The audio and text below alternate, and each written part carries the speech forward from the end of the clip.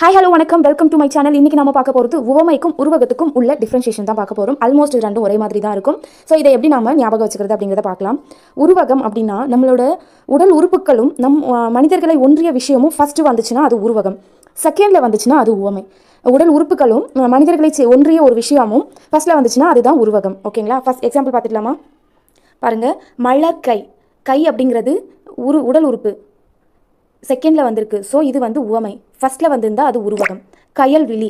விழி வந்து உடல் உறுப்பு, செகண்டில் வந்திருக்கு. அப்போ இது உவமை. விழி கயல் இது ஃபஸ்ட்டில் வந்திருக்கு. ஸோ இது உருவகம். ஃபஸ்ட்டில் வந்துச்சுன்னா உருவகம், செகண்டில் வந்துச்சுன்னா உவமை. அவ்வளோதான்.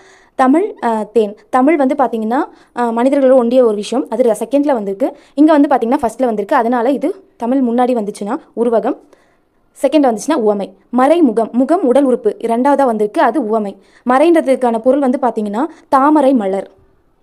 வியர்வை வெள்ளம் உவமையா உருவகமா அப்படிங்கிறது